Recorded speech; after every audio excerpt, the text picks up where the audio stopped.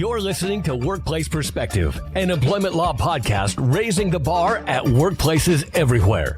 Workplace Perspective is a regular podcast series for employers and employees focusing on education, training, and the law to help organizations of all sizes develop and maintain successful workplace relationships. The opinions expressed by guests on Workplace Perspective are their own and should not be considered legal advice. And now, here's your host, Teresa McQueen. Thank you, James, and welcome everyone to Workplace Perspective, where we are striving to raise the bar at workplaces everywhere. Today, we are talking with author, speaker, and LinkedIn expert, Debbie McCormick. Debbie is the author of LinkedIn for Rookies, a terrific how-to guide answering the age-old question, okay, I'm on LinkedIn, now what do I do? On today's episode, Debbie's going to be answering some of the most frequently asked questions that people have when it comes to LinkedIn. We're welcoming her back for her second show. It's going to be great. Don't go away. We'll be right back. Workplace Perspective has a new website. Visit us at www.workplaceperspective.com. Check out our new look, including our featured guests and archive sections. Share us with your friends and colleagues to help us continue to raise the bar at workplaces everywhere. Welcome back to our listeners and welcome back to Workplace Perspective, Debbie McCormick. Teresa, you are one of my favorite people to talk to. Not even just about LinkedIn. You're just like one of my favorite people to talk to.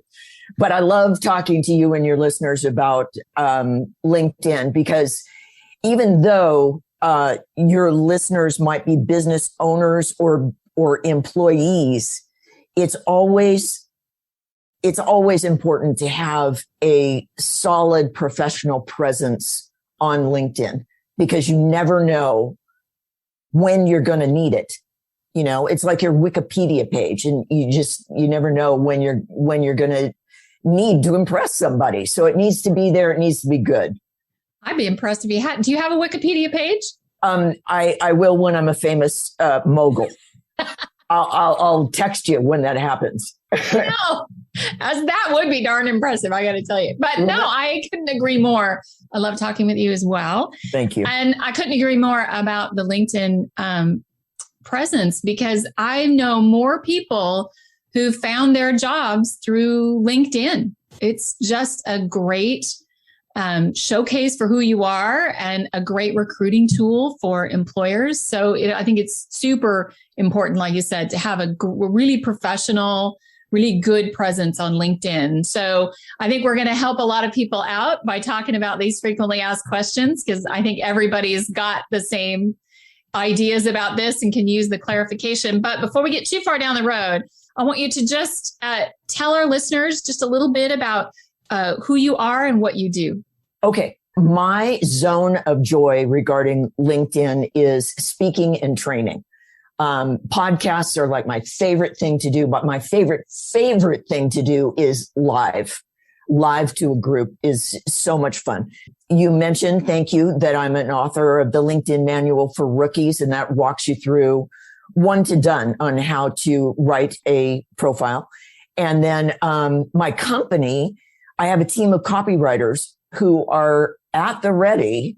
If you don't feel like your writing skills are up to snuff or you're not quite sure how to do your profile correctly, because it's its own little animal. It is not a bio or a resume. So I have trained these people personally to knock out powerful profiles that showcase the person that we're working for.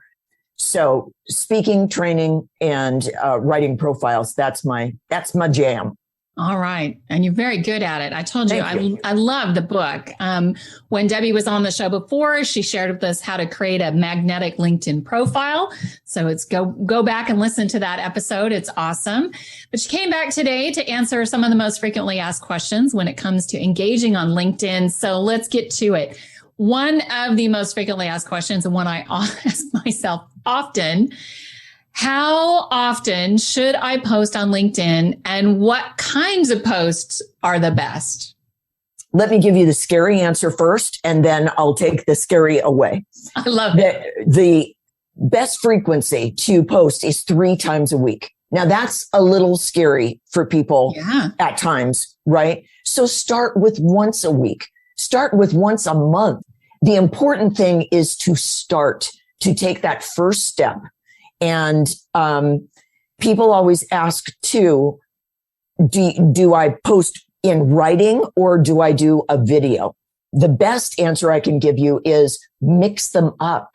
Say that you're doing the optimum 3 times a week. You can do, if you love to do video, then do 2 videos and 1 written post. If you're a little intimidated by video, do 1 video and 2 written posts. And the thing about posting is that this is a gift to your readers. Okay. You are not asking for business. You are not selling anything. You are giving them 1 gem about your business that most people don't know. So you're just right. If you're writing, you're doing about 300 to 500 words. If you're doing a video, literally under 3 minutes.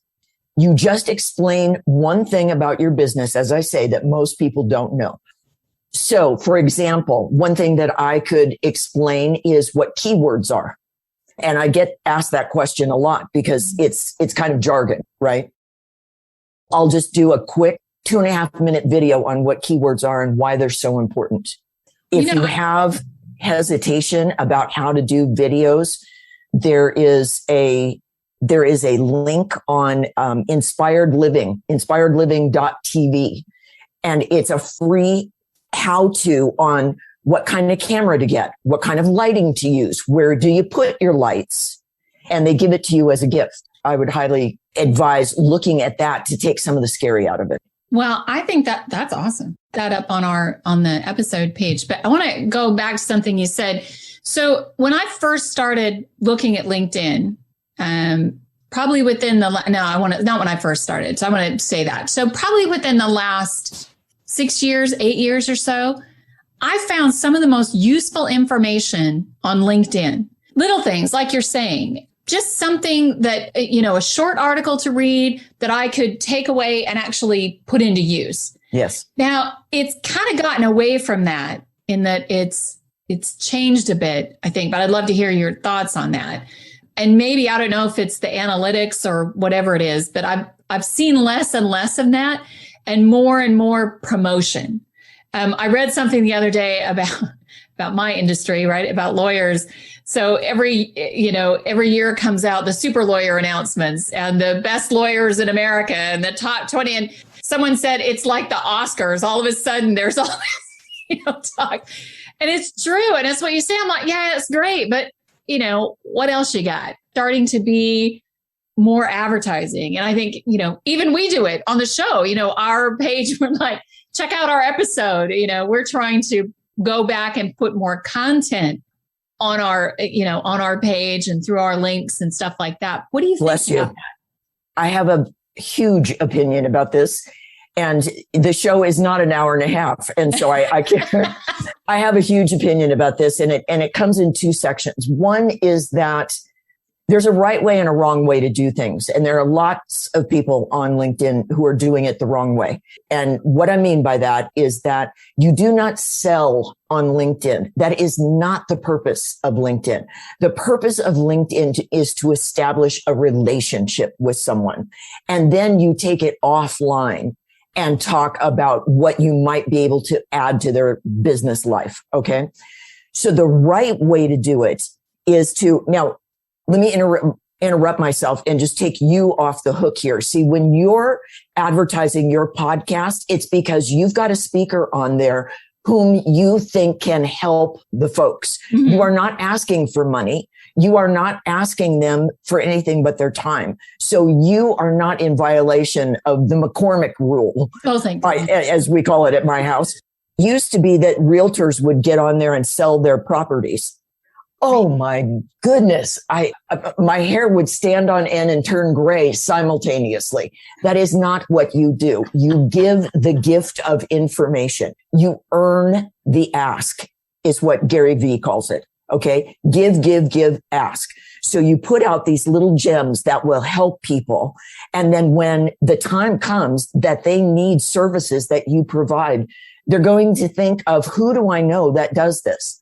Oh, Teresa McQueen has been so generous with her information. I'm going to give her a call first. That's the way that it's called, the reciprocal mind. It's actually a thing. And it is the mind, the human, wanting to give back when they have received something. That's a real thing.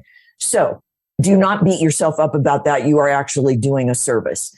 The thing that is driving me crazy now is that people are putting on personal things. LinkedIn is starting to look like Facebook to me. Notice that. Yeah. Facebook is great. Don't get me wrong, but that's where the kitten pictures belong. Okay. We're on LinkedIn to do business. Only 5 people on LinkedIn. There's employers. There are job seekers. There are service givers and service needers, like you and me, consumers, right?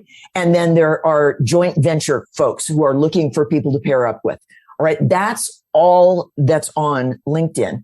They don't want to see your kitten pictures. If you're going to put something personal in there, then tie it to your business in some way. Mm-hmm. If it's a gem that you've learned, then yes, share it. But why is that relevant to the readers? Right. And I've seen some people do that very well. I have too. Life lesson sort of things, but I've noticed that too, that sometimes you're like, wow, that's a little personal. Yes. I'm not sure I want to know that. I'm more interested in, looking at, who's a thought leader. Are they putting out useful information, or is this someone I can reference to somebody else who say, oh, look, I saw this. I thought you might be interested in it. Those sorts of things. That is so good, Teresa. That is good. We got to take a quick break. Can we come back? I want to talk to you just a little bit before we go into a different question about the videos. Yeah. So when we come back, we're going to ask Debbie a little more about the video aspect of LinkedIn. So stay with us. We'll be right back.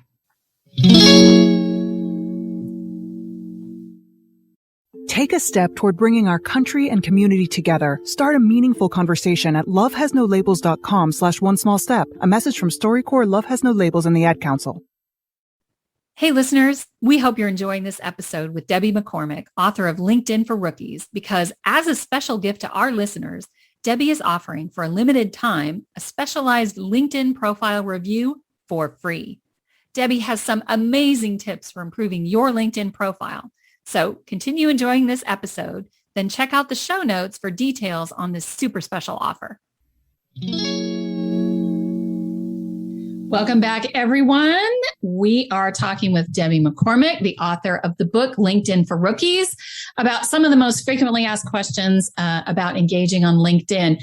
Before the break, we were talking about the type of post, how often the type of post, and you mentioned videos. And you mentioned a great link to a site that talks about how to create good videos. And we'll make sure we put that up on our episode page. But I want to ask you about that, because I look at some of the videos are awesome. Some of the videos I look at and I think, and I'm a perfectionist, so I look at it through my own eyes. It's nothing about the person, because when I even look at the ones that make me uncomfortable, I think, good for you for doing it. Good for you for even just doing it. Yes. So what's the line there that stops? Because for people like me who are perfectionists, who feel like, I got to have some studio quality video before I put anything up. What's the balance? Because you're never going to be perfect. It's never going to be, unless you hire someone. Well, and here's the thing about perfect. Perfect is not relatable. Okay. So, good point. Perfect is not relatable. What you want now, it's also not relatable to be sitting in the dark, talking into a camera with no microphone, no directed microphone. I mean, that's just irritating, and your whole message gets lost. So get a lava mic and get some of the lighting that they suggest at Inspired Living. Inspired Living TV has this page, as I mentioned, that says how to become studio ready, I believe is what it's called. And Forgive me if I got that wrong, but it's very close to that. And it'll tell you what kind of lights to buy. It's the lighting and the sound that are most often off. So if you invest in a lava mic, Amazon has very affordable ones. If you invest in a little cube of light that's very intense and you invest in 2 of them, put them on either side of you, then you will be well lit. It's not that hard. You just have to want to do it. Mm-hmm. And may I just say, I'm a video lover, and the more you do it, the more comfortable you are. And please don't read from a script, folks. Please just get your bullet points down on a piece of paper and then speak from your knowledge. And that will be much more relatable. Yeah. But that's the key, Teresa, is the sound and the light. Yeah. And when you said lav mic, you mean a lavalier mic, right? The lavalier mic is the microphone that clips onto your collar, your shirt, your jacket, whatever it is, little tiny mic. It's called a directed mic, and that saves you from a general microphone that picks up all the ambient sound in the room. Right. So it's much better. Awesome. Thank you for that. And that leads me into my next question, which is there's a new feature on LinkedIn, which I'm not sure a lot of people are aware of, but I think it's generated a lot of questions. And that's what is the LinkedIn Live? LinkedIn Live is not available for everyone quite yet. They have not rolled it out for everyone. But what it is generally doing a live webinar through LinkedIn. That's basically what it is. And you can do a training. You can do a demonstration of your expertise. You can promote an event, and you have a live audience right there. So it's a live webinar. They've only rolled it out, as far as I can tell, they've only rolled it out to big clients like Salesforce, those huge companies. Mm-hmm. But right now, if you go to the LinkedIn Marketing Solutions website, all you have to do is Google LinkedIn Marketing Solutions, and it'll bring up the website, and you apply. You literally have to apply to be a LinkedIn Live host. That's where we are with that. But it's been talked about so much that people are looking around going, well, why don't I have it? It's just because it hasn't rolled out wide yet. Yeah, I've seen a couple of them. So they rolled it out. If you have, so we have a podcast, so it was rolled out to us. So we have the option to try it, and I didn't do it, but I've seen a couple of. I've watched to see what people are doing with it. It's really interesting. It's really an interesting aspect to LinkedIn. Have you been impressed with what you've seen? The couple that I've seen, I have been. Okay. But I also think that's because they've been established. So people who've been doing podcasts for a while now and have just, transitioned onto the LinkedIn platform that's available.